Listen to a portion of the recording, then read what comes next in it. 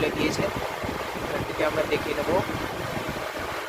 এখানে প্রথমে রিফ্রেশ মারবো, রিফ্রেশ মেরে আমরা 30 পিসিকে স্ক্রিনে আনবো। এখানে দেখা যাচ্ছে 30 পিসি স্ক্রিনে। তো এগুলোকে আগে সরিয়ে দিই ভেন্টিলেটার। আপনি 30 পিসি আনতে গেলে যে কোনো স্ক্রিনে একটি রাইট ক্লিক করবেন মাউসের, তাহলে যে পার্সোনালাইজ অপশানে যাবেন। অপশানে যাওয়ার পরে এরকম ইন্টারফেস আসবে। আসার পরে এরকম ইন্টারফেস আসবে। তারপর এখানে দেখবেন থিমস অপশানে লেফট ক্লিক করে স্ক্রল করবেন। স্ক্রল করার পরে দেখুন এখানে ডেস্কটপ আইকন সেটিংস আছে। ডেস্কটপ আইকন সেটিংয়ে লেফট ক্লিক করবেন, তারপর এখানেই দেখাবে কম্পিউটার, ইউজার ফাইলস এইসব দেখাবে।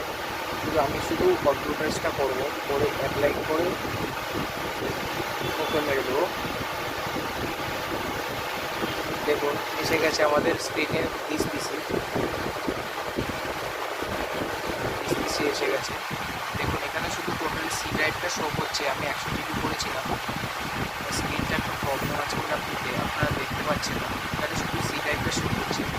এবার আমরা পার্টিশনটা ক্রিয়েট করে দেবো। যে পার্টিশনটা আমরা ইউজ করার সময় ক্লিক করবো। এখানে পিসির উপর রাইট ক্লিক করবো। রাইট ক্লিক করার পরে ম্যানেজ করবো। ঢোকার পরে এখানে ডিস্ক ম্যানেজমেন্ট থাকবে। ডিস্ক ম্যানেজমেন্টে ক্লিক করার পরে এই যে এখানে দেখাবে 833 জিবি রয়েছে। আমি এটাকে রাইট ক্লিক করে এটার উপরে সিম্পল ভলিউম মারবো, নেক্সট করবো। আমি কত জিবি রাখতে চাই, আমি এখানে 400 জিবি রাখবো।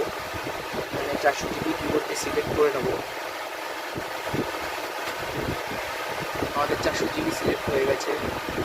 এরপরে নেক্সট মারবো, পরপর নেক্সট মারতে থাকবো। এখানে আমাদের একটি পার্টিশন রেডি হয়ে গেছে, আর একটি পার্টিশনও সেম প্রসেস, পরপর নেক্সট মারতে থাকবো। হয়ে গেল কমপ্লিট। এবার আমরা 30 পিসি করবো, এটাকে মিনিমাইজ করবো। এখানে দেখতে পাচ্ছেন আমার এখানে প্রথমে একটা ড্রাইভ শো করছিল, এই ড্রাইভটা শো করছিল উপরে। এখন আমার দুখানা ড্রাইভ শো করছে, এই একটা 390 জিবি আর একটা 443 জিবি।